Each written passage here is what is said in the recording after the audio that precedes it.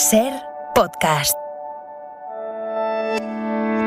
Hola, soy Ángeles Barceló. Estás escuchando Las 7 de Hoy por Hoy, un podcast diario de actualidad para estar informado en menos de 20 minutos. Escucha el episodio de hoy. Hola, muy buenos días. El Gobierno quería aprobar hoy mismo la Ley de Vivienda, ley que, entre otras cosas, regulará el precio del alquiler en eso que han llamado zonas tensionadas, pero el Gobierno no podrá hacerlo porque falta el informe del Poder Judicial. En el Ejecutivo saben que ese informe, que ha dividido al órgano de los jueces, seguramente será crítico porque hay una mayoría de vocales conservadores que se oponen a la norma, pero igualmente están decididos a que salga adelante. Ese informe es perceptivo, o sea que sin él no puede tramitarse la ley. Por eso el Gobierno espera y no la aprueba hoy sobre ese informe, que es preceptivo pero no es vinculante. Es decir, la norma puede seguir su curso a pesar de que discrepe el Poder Judicial, que está, recordemos, en situación interina con el mandato caducado. José Luis Astre, hola. Hola, buenos días. En esa línea, en que la ley va a salir, apuntó ayer el presidente del Gobierno y amplió anoche aquí mismo en la SER, en Hora 25, la ministra de Vivienda, Raquel Sánchez. Esperaremos el próximo informe, un informe que en principio se debería emitir el próximo 27 de enero, pero que recordemos es un informe que es preceptivo pero que no es vinculante. Pero en cualquier caso, transmitir ese mensaje de tranquilidad sobre todo. La ley se aprobará, dijo la ministra. Dentro del Gobierno, Unidas Podemos recela. Los socios ya discreparon por la regulación de los precios y ahora Alejandra Jacinto, de Unidas Podemos, acusa al PSOE de dilatar los plazos. En todo caso, creo que habría que preguntarle a la ministra del Partido Socialista a qué se debe ese retraso de un mes para llevar el texto legal al Consejo General del Poder Judicial. En el Partido Popular anunciaron que iban a llevar esta norma al Constitucional porque les parece comunista, que abre la puerta a la expropiación, y esto dijo ayer el líder del PP. Lo que no podemos hacer es introducir legislación que va contra la libertad empresarial y contra la propiedad privada. Casado, que ayer escenificó cierta reconciliación con el presidente de la COE, con el que discrepa por la reforma laboral, y que volvió a poner en cuestión el reparto de los fondos europeos que va a hacer el Gobierno. Insiste en que eso abre la puerta a la corrupción. Eso es lo que dijo Casado el día en que estaba aquí de visita oficial en España el canciller alemán Olaf Scholz, con el que Pedro Sánchez exhibió sintonía. Destacó el avance español en la vacunación, llamó a fortalecer la socialdemocracia, pero en ese encuentro se evidenció también una discrepancia que es de fondo, sobre las reglas fiscales, o sea, el margen para endeudarse de los gobiernos. Scholz dijo que la base tiene que ser el pacto de estabilidad. Y Sánchez... Creo que ambos países coincidimos en que las reglas fiscales actualmente suspendidas son demasiado complejas, difícilmente cumplibles en el contexto de la pandemia.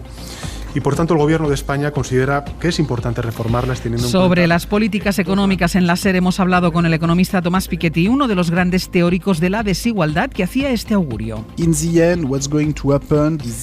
Al final lo que va a pasar es que habrá mayorías políticas para que los ricos paguen, como ocurrió en la Revolución Francesa, cuando la solución a una gran crisis de deuda fue acabar con los privilegios fiscales de la alta aristocracia. Hoy tenemos una nueva aristocracia financiera que ha construido sus propios privilegios y creo que esto cambiará.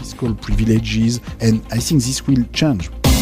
Tanto el canciller alemán como el presidente del Gobierno también les preguntaron, tuvieron que responder por Novak Djokovic. Dijo Sánchez que las normas están para cumplirse. Lo dijo después de que el alcalde de Madrid, José Luis Martínez Almeida, hubiese afirmado que sería un reclamo que el tenista serbio, antivacunas, deportado de Australia, jugase el Abierto de Tenis de Madrid. Almeida estuvo anoche en el larguero, matiza que el comportamiento del tenista no le parece ejemplar, pero mantiene que su presencia en la ciudad sería buena. He dicho, en todo caso, si se cumpliera la normativa... Sí.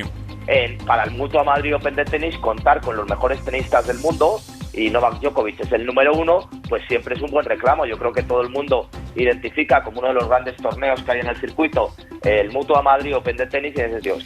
Esta mañana les vamos a contar qué dicen las normas, porque tal y como están ahora sí permitirían a Djokovic jugar en la capital. El viceconsejero de Sanidad madrileño, que es Antonio Zapatero, estuvo también en el larguero. Desde el punto de vista normativo, en el momento actual, porque esto ha cambiado también a lo largo de los meses, sí. En el momento actual, normativa que hay en este momento en España, Djokovic puede venir a jugar perfectamente el Mutua de Madrid Open. Sí.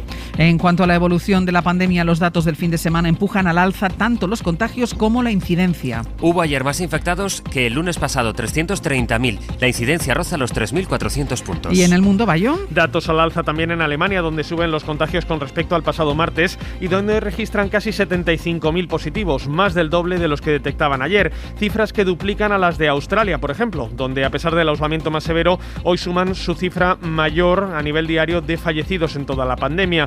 En Israel, el gobierno reduce el periodo de aislamiento para los enfermos de COVID de 7 a 5 días siempre y cuando aporten un test negativo. Ante esas noticias, una buena. El CEO de Moderna, la empresa farmacéutica, ha anunciado que tendrá lista para 2023 una vacuna de refuerzo única contra la COVID y la gripe.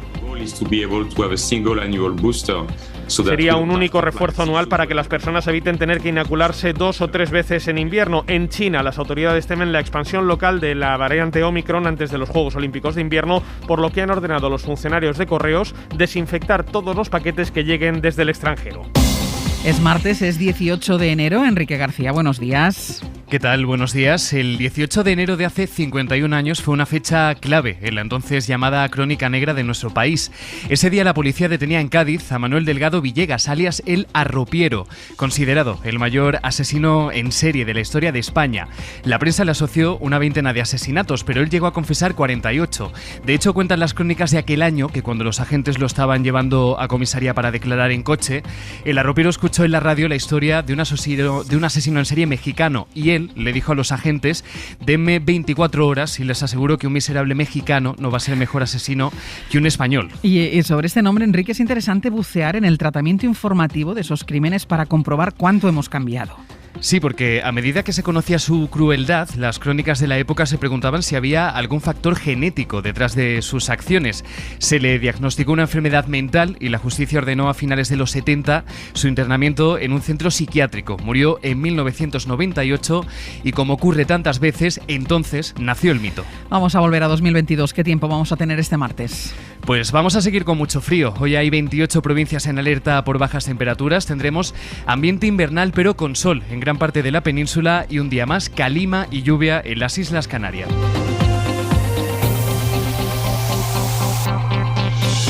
Las 7 de Hoy por Hoy. Ser podcast. Escuchábamos en la portada que la sintonía que quisieron plasmar ayer el presidente español y el canciller alemán tras su reunión en Moncloa no evitó que se quedara en evidencia que hay diferencias notables en materia fiscal, Enrique. Hay sintonía en cuanto a las prioridades o valores compartidos como la transición energética, la transformación digital o la importancia de Europa.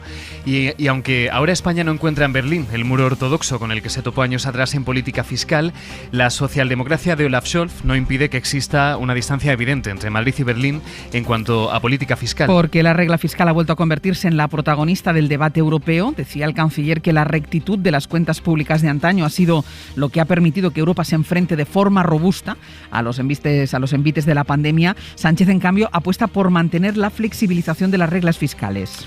Europa tiene suspendida las reglas de limitación de la deuda por la pandemia. La intención de Bruselas es revertirla el año que viene, en 2023. Y la pregunta de fondo es ¿cuál será el siguiente escenario? Alemania y los países nórdicos quieren volver a la estabilidad anterior para priorizar la reducción de la deuda.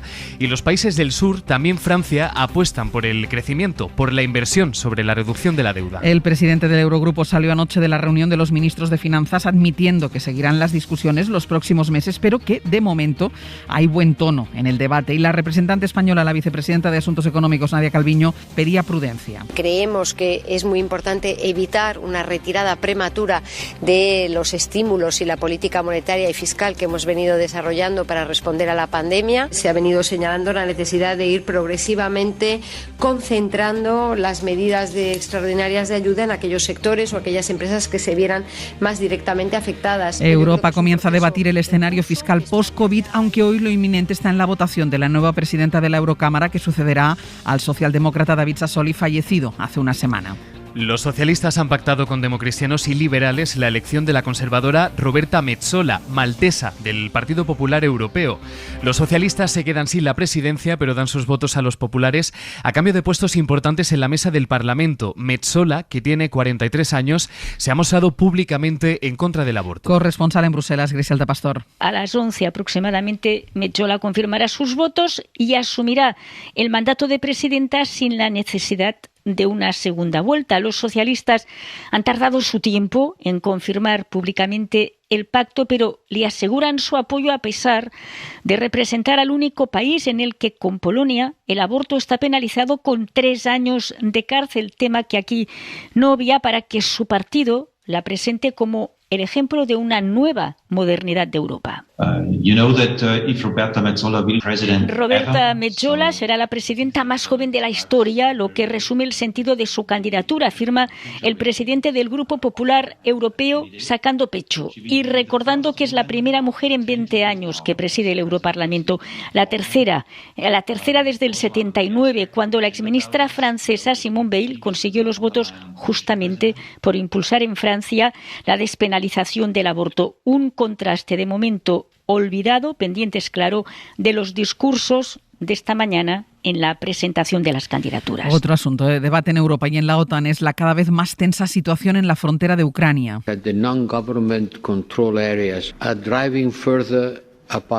Decía ayer el jefe de la diplomacia europea, Josep Borrell, ante la Comisión de Asuntos Exteriores de la Eurocámara, que teme que haya zonas, como la región ucraniana del Donbass, que se estén alejando cada vez más del gobierno de Kiev, empujadas por el Kremlin. Hoy la ministra alemana de Exteriores se va a reunir con su homólogo ruso, con Sergei Lavrov. Ayer estuvo en Kiev, donde se reunió con el ministro de Exteriores ucraniano. Corresponsal en Berlín, Carmen Viñas. La escalada de la crisis con Rusia ha sido el principal tema de la reunión entre la ministra de Asuntos Exteriores alemana, Annalena Baerbock, y su homólogo ucraniano. Baerbock ha comprometido la ayuda de Alemania en todo lo posible para garantizar la seguridad de Ucrania, con el respaldo de la Unión Europea, el G7 y la OTAN, y ha asegurado que cualquier nueva agresión tendría un alto precio para el régimen ruso. Sin embargo, no ha accedido a la demanda del ministro de Exteriores ucraniano de que se les entreguen armas. Es bien sabido que Alemania tiene unas directrices muy restrictivas en materia de exportación de armas, ha indicado Baerbock, además de referirse a la historia alemana como el principal motivo. Incluso ha mencionado los estragos provocados por los soldados alemanes en Ucrania durante la Segunda Guerra Mundial. Baerbock espera que los esfuerzos diplomáticos fructifiquen. Sin embargo, hasta ahora apenas se ha conseguido gran cosa. No esperábamos un avance en pocas horas, ha admitido la ministra de Exteriores alemana, pero la perspectiva es a largo plazo. Sobre la pandemia, en Grecia ayer finalizó el plazo que el gobierno dio a los mayores de 60 años para que se vacunaran. Así que desde hoy los que no lo hayan hecho se enfrentan a una multa de 100 euros al mes hasta que se vacunen. Los contagios siguen al alza en Europa y aquí en España los datos que comunicó anoche Sanidad nos muestran una subida durante el fin de semana si lo comparamos con los datos del lunes anterior. 330.000 desde el viernes, son 39.000 más que hace una semana.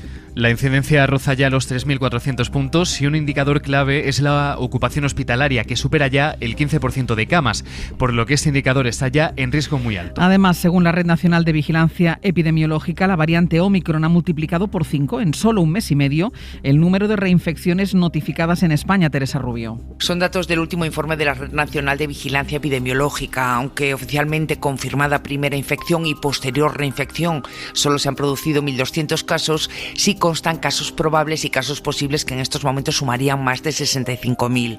Cuando apareció Omicron el 24 de noviembre, este mismo informe notificaba apenas 12.000 reinfecciones.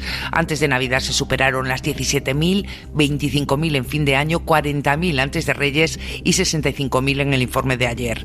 Esto ha ocurrido con casi el 90% de la población mayor de 12 años con pauta completa. Es noticia que les contamos a esta hora en la SER. La Autoridad Portuaria de Melilla pide prorrogar la investigación por el amaño de un contrato a favor de la empresa OHL. Sostiene que el director del puerto con el PP, José Luis Almazán, sobrevaloró en un 62% un contrato a favor de la empresa a cambio de comisiones para financiar el partido. Miguel Ángel Campos. La Autoridad Portuaria de Melilla rechaza el cierre de la investigación de la pieza de la Operación Lezo, que investiga las supuestas comisiones pagadas por OHL a cambio de obra pública en la ciudad autónoma. Los responsables del puerto sostienen que la Fiscalía se equivoca al aconsejar el archivo de la causa por prescripción. Recalcan que el fiscal se ha olvidado de imputar el cohecho continuado, que rompe esa posibilidad, y hay que seguir investigando. Relatan la gravedad de los hechos ocurridos en Melilla, donde constan audios del director del puerto con el PP, José Luis Almazán, que infló un 62% 10%, un contrato a favor de OHL a cambio de comisiones para financiar al partido. El puerto acabó pagando 8,7 millones de euros de más por el proyecto y muchas de las obras ni siquiera se hicieron. Y en clave política, el Gobierno sigue negociando con sus socios la aprobación de la reforma laboral en el Congreso, aunque algunos de los socios se le resisten.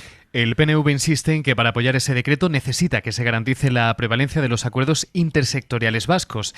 Y su portavoz en el Congreso, Aitor Esteban, cree que ese cambio no afecta al núcleo de lo acordado con los agentes sociales. Guillermo Lerma. Sí, de manera discreta, pero los contactos entre el Gobierno y los socios parlamentarios continúan. Insisten las partes en que no hay avances significativos, aunque partidos como el PNV aseguran que el acuerdo firmado entre Gobierno, sindicatos y patronal solo necesita pequeños retoques para conseguir su voto a favor. Aitor Esteban, portavoz parlamentario. La base está hecha. El acuerdo, en un porcentaje extenso, está hecho.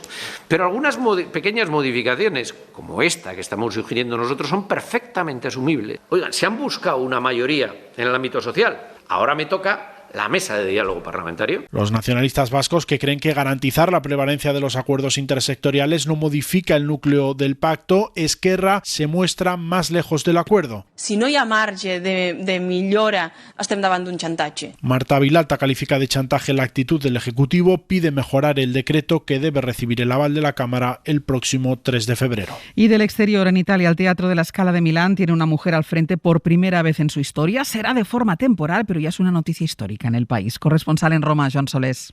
Vi faccio sentire qualcosa. Escuchamos, pues.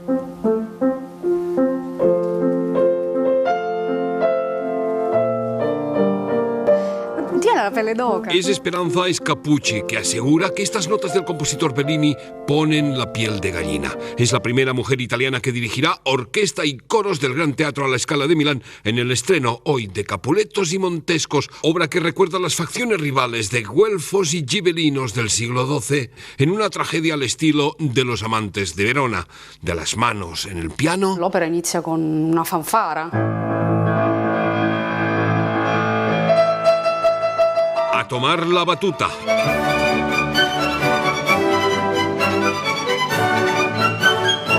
En realidad, Esperanza llega a la dirección de orquesta en sustitución de un hombre, el director Pidó, enfermo de COVID desde hace una semana. Punto di arrivo per me, ma anche di un punto di partenza. Anche per le donne che si affacciano a questa carriera. Es un punto de llegada para mí, ha explicado ilusionada, pero un punto de arranque para muchas mujeres que aspiran a la dirección de orquesta. Di essere la prima donna italiana è un fatto importante. Eso de ser la primera mujer es importante, sí, pero es una locura, se ríe, porque he tenido solo 6 días de ensayos. Sono stati 6 giorni di prove.